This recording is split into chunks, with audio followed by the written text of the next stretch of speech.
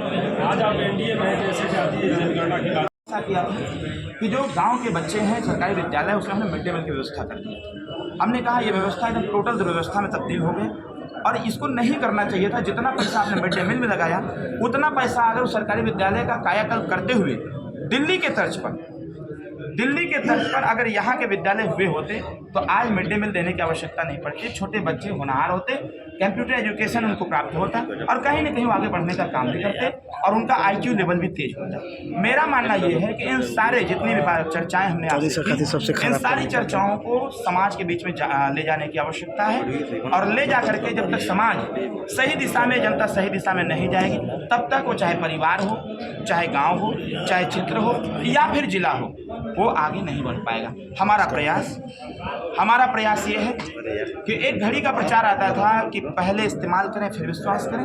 और एक Nirma machine powder का एक और प्रचार आता था, आओ मिल करके बनाएंगे ये संकल्प। तो निरमा पाउडर कौन है? आ गए हैं जी, आ गए। सबसे पहले तो आप सभी लोगों को मैं बहुत बहुत बधाई देता हूँ। कल नामांकन की प्रक्रिया पूरी की गई और बहुत ही सहजता और सरलता के साथ ऐसा घोसी लोकसभा के तमाम वरिष्ठ दिग्गज साथियों के साथ कल नामांकन की प्रक्रिया आप सबके सहयोग, आप सबके कृपा और आप सबके आशीर्वाद से संपन्न की गई। और उसके बाद आज प्रेस कॉन्फ्रेंस का रखने के पीछे जो कारण है वो कारण कहीं ना कहीं आप भी जानते हैं और हम भी जानते हैं। हमको लगता है कि जब से चुनावी प्रक्रिया आचार संहिता लगा है, बीच में तमाम तरह की उठापटक हुए, बीच में हमारे यहाँ घटना भी घटी जिसको लेकर के लगभग 14 दिन हम लोग क्षेत्र से बाहर थे। उस बीच में तमाम तरह के आरोप प्रत्यारोप लगाए गए जो नहीं होना चाहिए, क्योंकि चुनाव सादगी के साथ लड़ना चाहिए। आरोप प्रत्यारोप तो चलते रहते हैं, कभी कभी परिस्थितियों को भी देख करके चाहे पक्ष हो चाहे विपक्ष हो उसको संवेदना प्रकट करनी चाहिए। लेकिन उस संवेदना के समय को भी अगर अवसर में तब्दील करने की स्थिति विपक्ष के पास रहती है तो बेचारे करते हैं। हमें इस चीज़ का थोड़ा तकलीफ हुआ था, लेकिन फिर भी जनता है और जनता तो सत्ता परिवर्तन भी करना जानती है, सत्ता से हटाना भी जानती है, सत्ता में लाना भी जानती है। और कई दिनों से हम देख रहे हैं हम सबके नेता माननीय ओम प्रकाश राजभर जी जो राष्ट्रीय अध्यक्ष हैं, उत्तर प्रदेश सरकार के मजबूत मंत्री के तौर पर भी हैं और एनडीए गठबंधन में एक मजबूत पार्टी के तौर पर भी पूर्वांचल में दस्तक देते हैं। बार बार हर बार, क्योंकि विपक्ष के पास कोई एजेंडा नहीं है, घोसी लोकसभा के सर्वांगीण विकास के लिए कोई एजेंडा नहीं। एक नाम का हमको लगता है कि विपक्ष के लोग बार बार उस नाम की चर्चा कर रहे हैं। हम तो ये जरूर कहना चाहेंगे कि विपक्ष के जो लोग भी हैं तो उस नाम का सदुपयोग कर रहे हैं, तो सबसे पहले उनके आदर्शों पर चलने की आवश्यकता है, क्योंकि एक आदर्शवादी विचारधारा के साथ ही हम विकासवादी कार्य की जो कल्पना है, और ही सिर्फ एक कल्पना ही नहीं, उसको हम आगे मूर्त रूप में भी ला सकते हैं। आज के प्रेस कॉन्फ्रेंस में हम तो ये कहेंगे कि कल नामांकन दर्ज हुआ और चुनावी समर में हम सब लोग कूद पड़े। बात होनी चाहिए क्षेत्रीय मुद्दे, जिस प्रकार से बार बार विपक्ष के द्वारा ये कहा जा रहा है कि प्रश्न भी पूछे जा रहे हैं कि ये बताने का काम करें कि आखिर उत्तर प्रदेश और देश की सरकार ने जो है घोसी के लिए क्या किया। वो वाला तो गाना तो सेट हो जाता है, जो कोई नहीं किया वो भाजपा सरकार ने करके दिखाया है। और मैं भी पूरे क्षेत्र का भ्रमण कर रहा हूँ, कहीं ना कहीं जो जनता की आवाज़ है,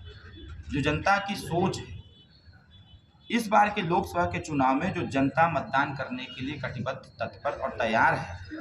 वो कहीं न कहीं जातिवादी विचारधारा, जातिवादी मानसिकता से उठ करके व्यवहारवादी विचारधारा और विकासवादी विचारधारा के आधार पर मतदान करना चाहते हैं। उत्तर प्रदेश सरकार विगत 7 साल की सरकार, देश की सरकार 10 साल की सरकार ने मिलकर के निरंतर जहां जहां से सूचनाएं प्राप्त हो रही हैं, जनप्रतिनिधियों के द्वारा जो भी अपने लेटर हेड पर, वो चाहे हमारे निचले स्तर के जनप्रतिनिधि हो या फिर उच्च स्तर के हो, जो लोग भी सूचना सरकार को दे रहे हैं, कहीं न कहीं उस समस्या का समाधान भी हो रहा है। हमारी प्रथम प्राथमिकता है कि जैसे भी बहुत सारे मुख्य रास्ते अंडर कंस्ट्रक्शन है, निर्माणाधीन भी है, चल भी रहे हैं। हमारा प्रयास ये रहेगा कि विगत जो 15 से 20 सालों से जो इस घोसी लोकसभा पर ध्यान नहीं आ पा रहा है केंद्र सरकार का, हमारा प्रयास ये रहेगा कि आने वाले 5 साल में अगर जनता ने अवसर दिया तो विगत 15 सालों का जो एक प्रकार से बजट का जो हिसाब किताब है, उसको हम माननीय प्रधानमंत्री जी, माननीय गृह मंत्री जी से बातचीत करके उसको यहाँ लाने का भी काम करेंगे। दूसरी बात यह है कि मुख्य रास्ते बन जाने से गांव का विकास नहीं होता। कहीं न कहीं मुख्य रास्ते से जो कनेक्ट हैं हमारे गांव के रास्ते, और वो गांव के रास्ते पंचायती राज विभाग, PWD और प्रधानमंत्री PMJSY के द्वारा रास्ते का कंस्ट्रक्शन होता है। तो हम प्रयास करेंगे कि जितने भी मुख्य रास्ते से कनेक्ट गांव के रास्ते हैं उसको सही किए जाएं, और उस गांव के रास्ते से जो कनेक्ट पगडंडी है उसको भी दुरुस्त किया जाए पंचायती राज विभाग के द्वारा। हमारे माननीय मंत्री, कैबिनेट मंत्री श्री AK शर्मा जी के द्वारा अपने इस घोसी लोकसभा के जितने नगर हैं उसमें कहीं न कहीं विकास कार्य किए जा रहे हैं, और वो दिख भी रहा है। पहले तो कुछ दिखता नहीं था, लेकिन भारतीय जनता पार्टी की सरकार में दिख भी रहा है। हम लोग भी प्रयासरत हैं कि जिस प्रकार से गांव में अभी विगत दिनों तमाम तरह की ऐसी घटनाएं आप सबके भी संज्ञान में आई, हमारे भी संज्ञान में आई, कि जब 24 घंटे बिजली का संकल्प हमारी सरकार ने लिया हुआ है, उसको 17 घंटा, 18 घंटा, 20 घंटा, 21 घंटा तक ले जाते स्थिति थोड़ी सी ऐसी बन जा रही थी कि जो जर्जर तार हैं, जहां नहीं बदले गए हैं, ऐसे तार कहीं न कहीं विद्युत प्रवाह लगातार होने के नाते हीट होकर के वो टूट के गिर जा रहे हैं, और उससे तमाम तरह की आगजनी भी हो रही है, तमाम तरह के एक्सीडेंट भी हो रहे हैं। तो हम सबका प्रयास दूसरा रहेगा, जैसा कि माननीय AK शर्मा जी के द्वारा बार बार इस चीज़ की घोषणा भी की जा रही है, तो हम भी सहयोग करेंगे आने वाले समयों में पूरे घोसी लोकसभा के ग्रामीण क्षेत्रों से या फिर शहरी क्षेत्रों जो भी तार जर्जर हो गए हैं उसको दुरुस्त करके 24 घंटे बिजली का जो संकल्प है, चुनाव के बाद 6 महीने में हम लोगों का लक्ष्य है कि 6 महीने के अंदर अंदर 24 घंटे बिजली का संकल्प पूरा किया जाए। तीसरी बात है, मैं क्षेत्र में भ्रमण कर रहा हूँ और बार बार क्षेत्र में तमाम तरह की घटनाएं घटित हो रही हैं, सूचनाएं भी मिल रही हैं कि इमरजेंसी पीरियड में जब मऊ जनपद से कोई व्यक्ति अपने पेशेंट को लेकर के बनारस या लखनऊ या गोरखपुर जा रहा है, तो जो उसके परिवार का मरीज है कहने को दम तोड़ दे रहा है। तो ये चीज़ें कई जगह से, कई गांवों से हमको लोगों का सुझाव भी आया कि क्यों न मऊ में एक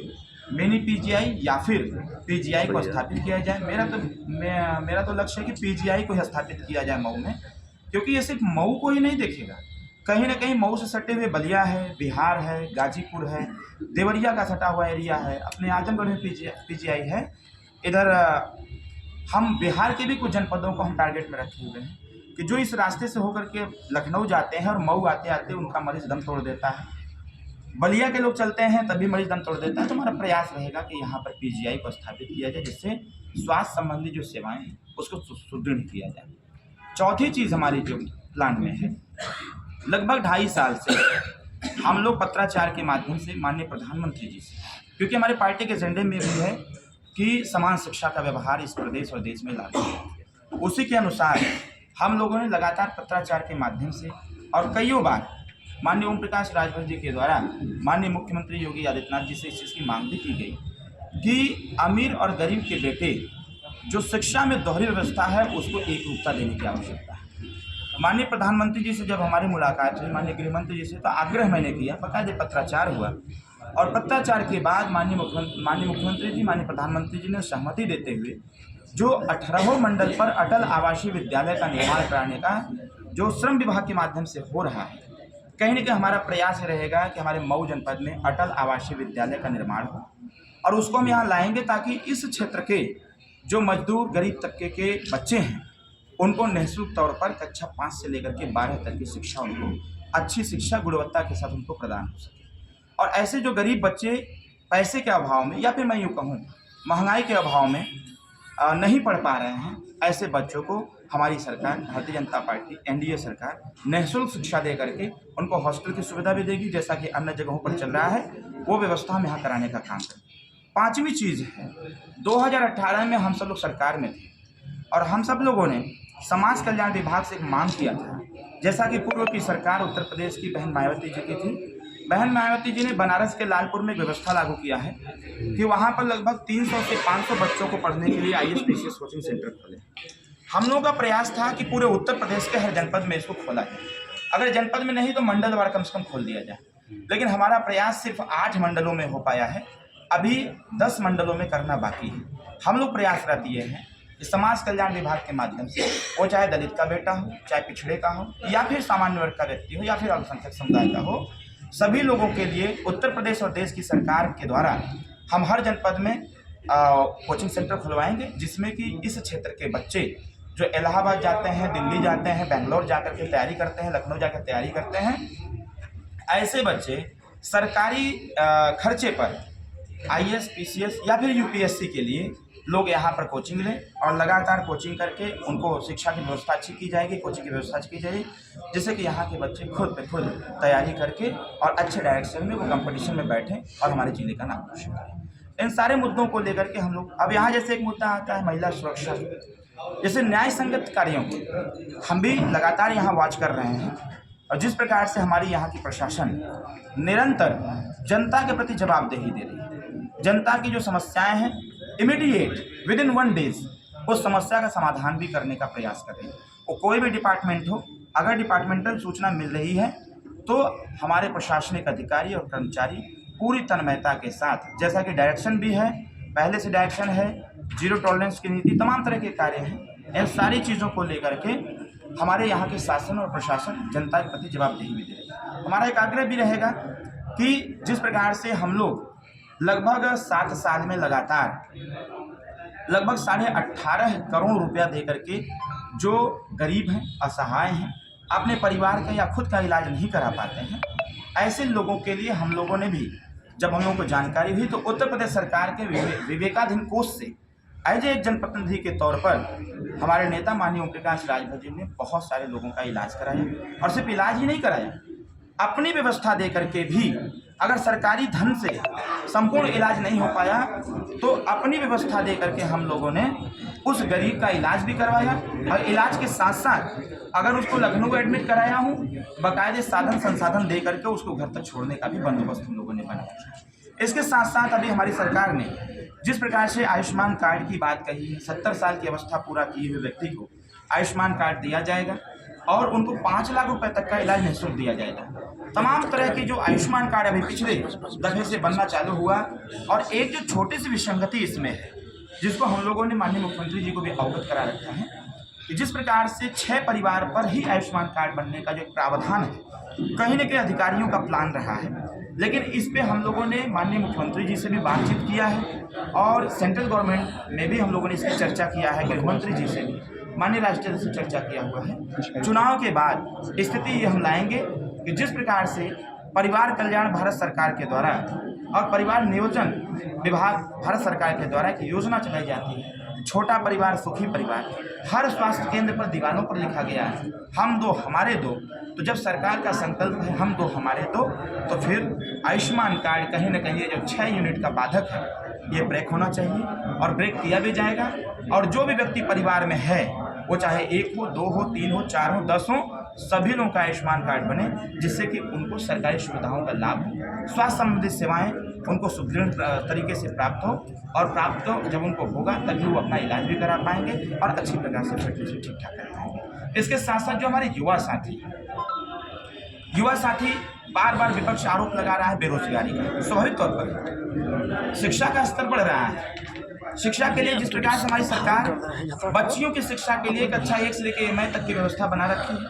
अभी अभी हमारी सरकार ने, केंद्र सरकार ने 33% आरक्षण की बात जो महिलाओं के लिए किया है, मेरा मानना ये है कि 33% आरक्षण को अभी आगे लागू करते उसको और इजाफा किया जाएगा, जिससे अगर देश के संचालन में, इस देश की संस्कृति और सभ्यता के निस्तारण में अगर महिलाओं का 50% भागीदारी और योगदान है परिवार कल्याण में और समाज के कल्याण में और परिवार के संस्कार में, परिवार के काम में, अगर महिलाओं का योगदान बराबर है तो हम लोग आने वाले समयों में जनता आशीर्वाद देती है, सदन में अरविंद राजभर जाते हैं तो 50% आरक्षण की चर्चा हम करेंगे। वो हर क्षेत्र में होगा, चाहे नौकरी का क्षेत्र हो, क्योंकि तमाम बच्चियां अभी पढ़ लिख रही हैं, उनको पढ़ लिख करके सिर्फ और सिर्फ शादी विवाह में इन्वॉल्व कर दिया जा रहा है। बच्चियों को नौकरी तक नहीं मिल पा रही, रोजगार नहीं मिल पा रहा है। हमारा प्रयास ये होगा कि हम सदन में जाकर के इस पे भी सरकार का ध्यान आकृष्ट कराने का प्रयास करेंगे कि जिससे कि बच्चियां जो पढ़ लिख करके होनहार हो रही हैं उनको हर क्षेत्र में भागीदारी सुनिश्चित हो 50% की। जो हमारे युवा साथी हैं, अभी पूर्वांचल एक्सप्रेसवे आया हुआ है, पूर्वांचल एक्सप्रेसवे को लेकर के तनातनी हुई है। समाजवादी कहती है हमारा प्रपोजल था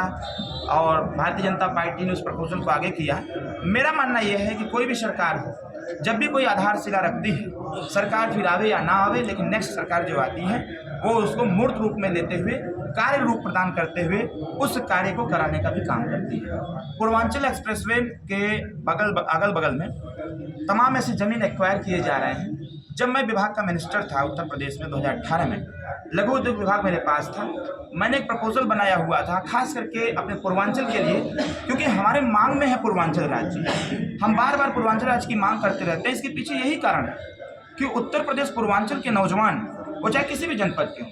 वो पंजाब जाकर के, गुजरात जाकर के, महाराष्ट्र जाकर के, तमाम जगह कोलकाता जाकर के वहाँ के फैक्ट्रियाँ चला करके अपने परिवार का पालन पोषण कर सकते हैं। तो क्यों ना हमारी सरकार का ध्यान आकृष्ट हो पूर्वांचल की तरफ। देश और प्रदेश की सरकार लपट करके पूर्वांचल में छोटे छोटे कल कारखाने, उद्योग धंधे खोलें और यहाँ के बच्चों को यही रोजगार दें, ताकि वो बच्चा अपने परिवार के साथ रह करके नौकरी करे, रोजगार करे और रोजगार करके अपने परिवार के साथ रहें। इससे हमारे प्रदेश की भी इकोनॉमी बढ़ेगी, इसके साथ साथ परिवार भी उसका मजबूत होगा। उसके जो छोटे छोटे बच्चे हैं, पैसा मिलेगा, उसके बच्चे पढ़ेंगे भी और आगे भी बढ़ेंगे। कहीं ना कहीं हमारी सोच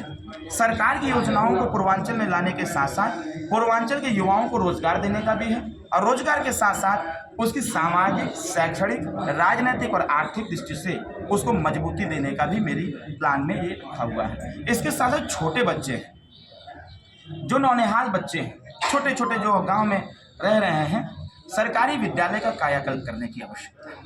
अभी मैं आ रहा था, आते समय मैंने देखा कि जिस प्रकार से समाजवादी पार्टी की सरकार ने मिड डे मील की व्यवस्था चालू किया, हमको तो लगता है कि ऐसी व्यवस्था को बंद कर देना चाहिए। अभी मैं आते समय देखा कि एक सरकारी विद्यालय में जिस प्रकार से बच्चे थाली लेकर के एक सरकारी मशीन पर ही उस थाली को मिट्टी लगा करके उसको धोने का काम करते हैं, कहीं ना कहीं ये युग विज्ञान और प्रौद्योगिकी का है, कहीं ना कहीं ये समय विज्ञान, प्रौद्योगिकी,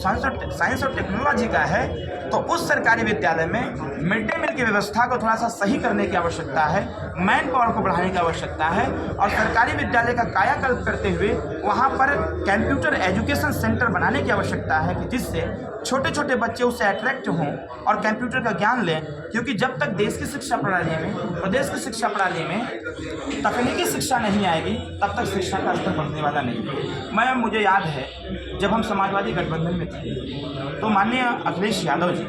हमसे एक बात कहे